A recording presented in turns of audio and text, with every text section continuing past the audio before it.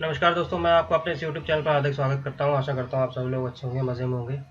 आज का हमारा टॉपिक है कोप्लेनर नॉन कॉन्करेंट फोर्सेस। ये क्या होते हैं, इससे पहले देखते हैं कि कोप्लेनर नॉन कॉन्करेंट फोर्सेस क्या होता है। हमने पिछले लेक्चर में देखा था कि दो तरीके के फोर्स सिस्टम, पिछले वाले जो लेक्चर था उसमें हमने देखा था force system coplanar concurrent system.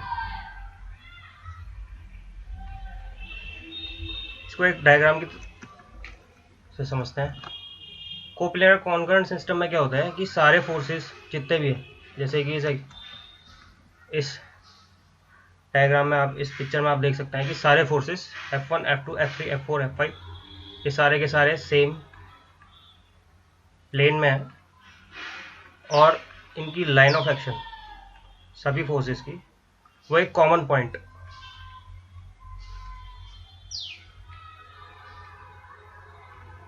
O से पास होके जा रही है। जो line of action common point O से पास होकर जा रही है, तो ये होता है कोप्लेनर कॉन्करेंट फोर्सेस। सारे फोर्सेस एक ही प्लेन में हो और सारे फोर्सेस की लाइन ऑफ एक्शन एक कॉमन पॉइंट से पास होकर जाती है। ये हम पिछले लेक्चर्स में पढ़ चुके हैं। अब हमारा जो नया टॉपिक है वो है नॉन कोप्लेनर। हमारा जो टॉपिक है वो है coplanar non concurrent forces. Coplanar का मतलब है कि सारे फोर्सेस जो हैं वो एक ही प्लेन पे होंगे, पर इनकी लाइन ऑफ एक्शन जो है वो एक कॉमन पॉइंट से पास होकर नहीं जाती। आप इस फिगर में देख सकते हैं कि F1, F2, F3, F4, F5 ये पांचों के पांचों फोर्स एक प्लेन में, मान लीजिए प्लेन है ABCD, ये एक प्लेन ABCD में लाया करते हैं, पर इनकी जो लाइन ऑफ एक्शन है F1, F2, F4, F3, F5 की वो एक कॉमन पॉइंट से पास होकर नहीं जाती। इसका मतलब ये कोप्लेनर तो है, पर इन फोर्सेस की लाइन ऑफ एक्शन जो है वो एक लाइन ऑफ एक्शन एक कॉमन पॉइंट से पास होकर नहीं जाती, तो उसको बोलते हैं कोप्लेनर नॉन कॉन्करेंट फोर्सेस। इसकी वजह से सिस्टम पे क्या फर्क पड़ता है उसके बारे में हम इस लेक्चर में पढ़ेंगे। ये जो फोर्सेस सिस्टम, ये नॉन कॉन्करेंट कोप्लेनर सिस्टम है, इसकी वजह से बॉडी के अंदर मूवमेंट जनरेट होता है। अब मूवमेंट को समझते हैं। मूवमेंट क्या होता है? मान लीजिए ये आपके पास एक ब्लॉक है, इसके चारों तरफ लग रहे हैं forces P1, P2, P3, P4। अब हम इसमें एक कंडीशन लगाते हैं कि मान लीजिए ये रेस्ट पे, ये एक ग्राउंड पे रेस्ट पे रखी हुई है।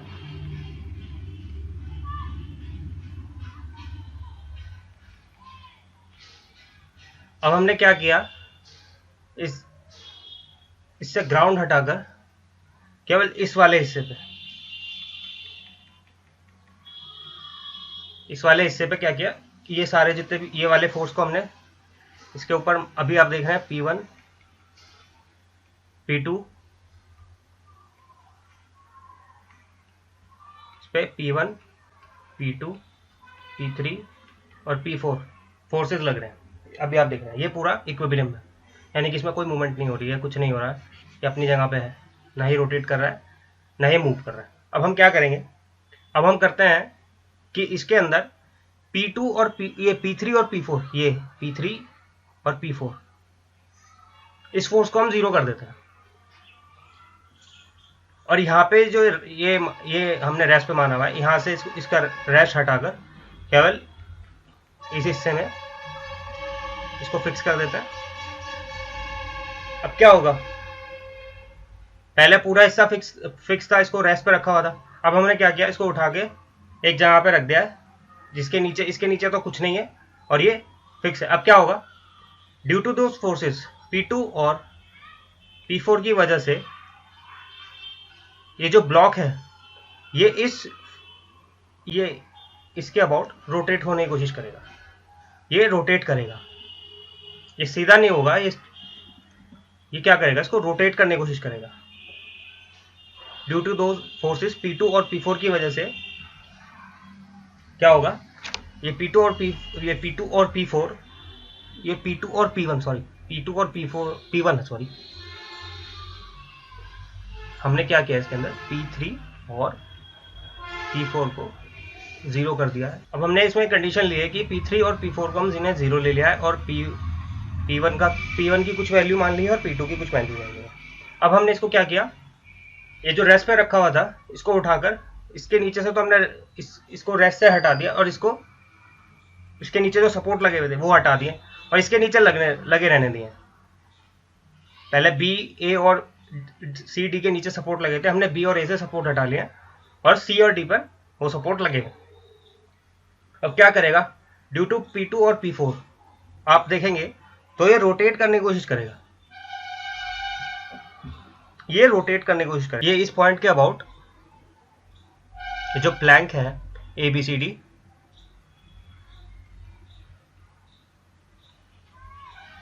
ये इस एक्सिस के अबाउट रोटेट करने की कोशिश करेगा। ये जो P2 और P4 ये P2 और P1 फोर्सेस जो हैं वो इसको रोटेट करने की कोशिश करेंगे और ये जो रोटेशन है ड्यू टू दोस फोर्सेस उसे बोलते हैं मूवमेंट। मूवमेंट है क्या कि जब कोई फोर्स किसी बॉडी को रोटेट करने की कोशिश करता है, मूवमेंट क्या होता है, ये आपके पास फोर्स लगा हुआ है P2, due to this P2 ये जो ABCD जो हमारे पास ऑब्जेक्ट है या बॉडी है वो about this axis O dash मान लिया मैंने ओ डैश, इसके अबाउट रोटेट करने की कोशिश करेगी। ये किसकी वजह से रोटेट कर रही है, due to P2 and P1, due to P2 and P1 forces की वजह से ये रोटेट करने की कोशिश कर रही है। अब हम इसमें एक और कंडीशन ले सकते हैं। अब हम क्या करेंगे, सिमिलरली हम क्या करेंगे, P3 और P4 को कोई वैल्यू मान लेंगे सेकंड कंडीशन में और P1 और P2 को 0 कर लेंगे। अब क्या होगा, अब ये जो है O double dash O triple dash, अब क्या होगा, ये P3 और P4 इसको इस डायरेक्शन में रोटेट करने की कोशिश करेंगे। P3 और P4 क्या करेंगे, इसको इस डायरेक्शन में रोटेट करने की कोशिश करेंगे। P2 और P1 इसको इस डायरेक्शन में रोटेट करने की कोशिश कर रहे थे एंटी क्लॉकवाइज। अगर आप घड़ी के हिसाब से देखें तो इसको एंटी क्लॉकवाइज डायरेक्शन में रोटेट करने की कोशिश कर रहे थे और ये जो P3 और P4 है उसको क्लॉकवाइज रोटेट करने की कोशिश कर रहे हैं। समझ में आया आपको, ये जो P3 और P4 हैं वो अब इस ब्लॉक को O डैश और O ट्रिपल डैश एक्सिस के अबाउट रोटेट करने की कोशिश कर रहे हैं। आशा करता हूँ आपको समझ में आया हो, ये रोटेट करने की कोशिश करेंगे। अब मुझे मूवमेंट निकालना है, मान लीजिए मुझे मूवमेंट निकालना है, मूवमेंट ऑफ द फोर्स। पहले इसको मैं आपको एक एग्जांपल बनाता हूँ, उसके बाद समझाएंगे। मान लीजिए मेरे पास एक ऑब्जेक्ट है, ये है पॉइंट O पे हिंज है, मैंने इसके एक पॉइंट A पर एक लगाया फोर्स F,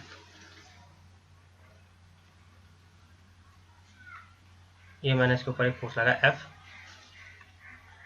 इस फोर्स F की जो लाइन ऑफ एक्शन है वो पॉइंट O से पास होकर जा रही है, ये आप देख सकते हैं।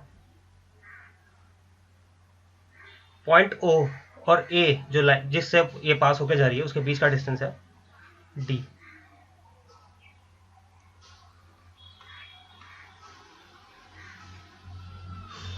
अगर आपको इस पॉइंट O के अबाउट मूवमेंट निकालना है तो जो मूवमेंट होगा इस फोर्स का अबाउट O होगा F क्रॉस D। यहाँ पे जो D है उसको बोलते हैं, ये जो D है वो है परपेंडिकुलर डिस्टेंस, ये जो D है वो है perpendicular distance between point O and the line of action of the force A। अगर आप इस डेफिनेशन को देखें जो मैंने एग्जांपल में बताया है, तो जो मूवमेंट होगा वो क्या होता है, ये प्रोडक्ट है फोर्स F और उनके जो बीच की परपेंडिकुलर डिस्टेंस है D उसके। अगर आपको इस पॉइंट O के बीच में O के अबाउट मूवमेंट निकालना है तो मूवमेंट जो होगा वो होगा फोर्स और उनके बीच की परपेंडिकुलर डिस्टेंस। जो मूवमेंट होता है वो रोटेशनल मोशन देता है बॉडी के अंदर। Movement of the force into perpendicular distance. अब यहाँ पे ओ जो होता है उसको बोलते हैं मूवमेंट सेंटर, और डी जो डी है उसे बोलते हैं मूवमेंट आर्म और आर्म ऑफ द फोर्स। जो मूवमेंट है वो एक वेक्टर क्वांटिटी है, इसकी यूनिट है न्यूटन मीटर। अब टाइप्स ऑफ मूवमेंट, एक होता है क्लॉकवाइज, एक होता है एंटी क्लॉकवाइज। क्लॉकवाइज जो होगा वो उसको जो क्लॉक की रोटेशन की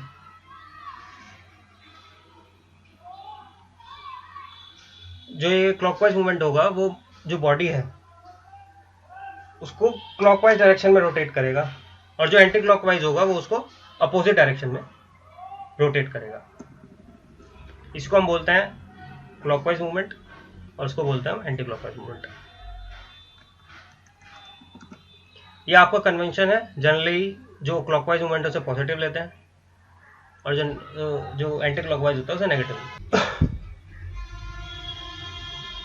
ये इसके सिंबल है, जो क्लॉकवाइज होता है उसको ऐसे रिप्रेजेंट करते हैं और जो एंटी क्लॉकवाइज होता है उसको ऐसे रिप्रेजेंट करते हैं। अब आती है काम की बात। अभी तो अब डेफिनेशन दी, अब इसका एप्लीकेशन देखते हैं। वैरिगनेस थ्योरम ऑफ मूवमेंट। ये जो थ्योरम है वो हमने पिछले जो चैप्टर था उसमें पढ़ा था रिजल्टेंट के बारे में। इस थ्योरम से आप रिजल्टेंट की लोकेशन फाइंड आउट कर सकते हैं।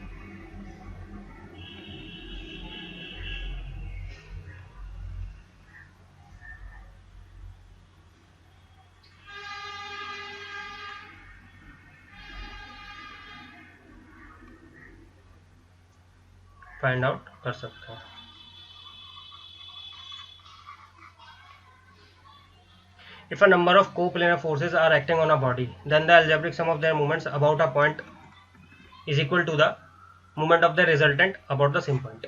ये होता है वैरिगनेस थ्योरम का स्टेटमेंट। अब इसको प्रूफ करते हैं। प्रूफ नहीं करना है, छोटा सा ही एप्लीकेशन है, सिंपल।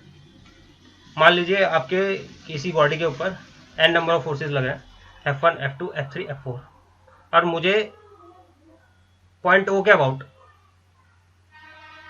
इनका मूवमेंट निकालना है। अब क्या होगा,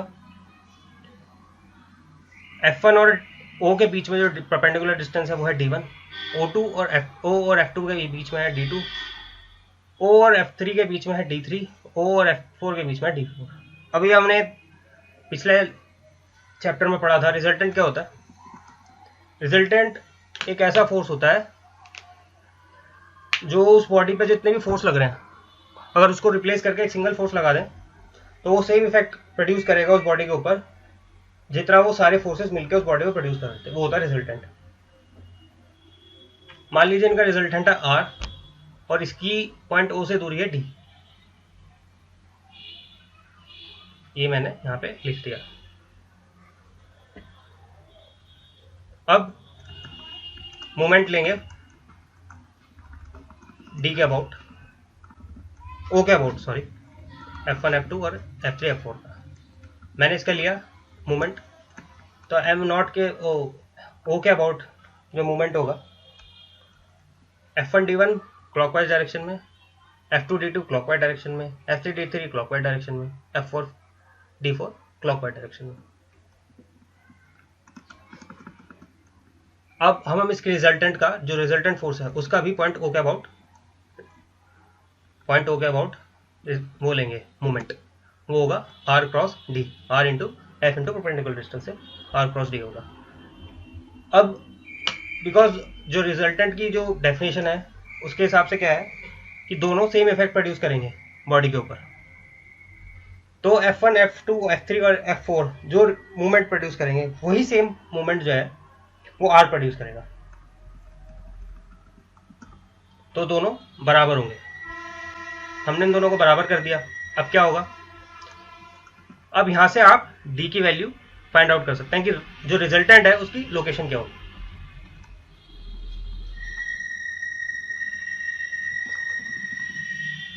इससे क्या होता है, आपने sigma F X sigma F Y से रिजल्टेंट निकाल लिया, पर उसकी अगर आपको लोकेशन फाइंड आउट करनी है, उसको लोकेशन को फाइंड आउट करने के लिए थ्योरम यूज की जाती है। बहुत इंपॉर्टेंट थ्योरम है, बहुत यूज होता है। इसका एप्लीकेशन देखेंगे हम जब हम क्वेश्चन करेंगे। Resultant of coplanar non concurrent forces, इसका रिजल्टेंट कैसे निकालते हैं।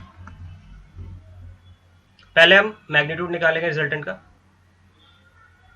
इसके लिए क्या करना है, वही सिग्मा एफ एक्स और सिग्मा एफ आई निकालेंगे।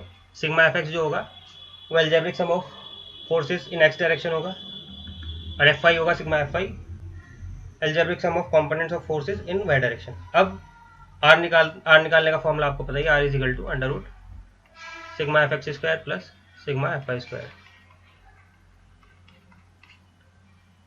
अब यहाँ से हमारी आर की वैल्यू आ जाएगी। अब हम इसकी डायरेक्शन निकाल लेंगे।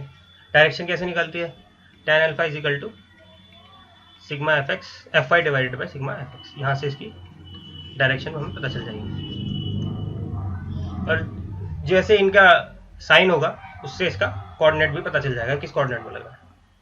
अब हमें इसकी रिजल्टेंट निकालना है।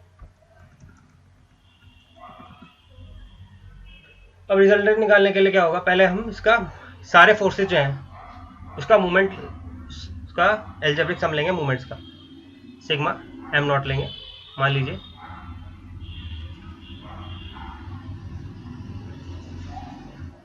ये एक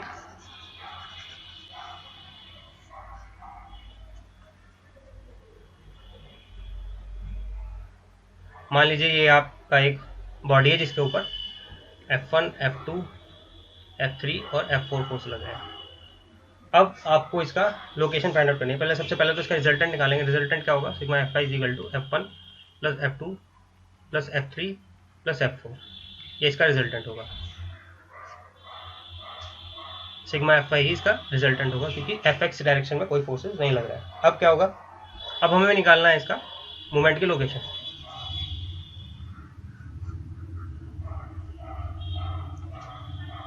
अब हम इस पॉइंट O,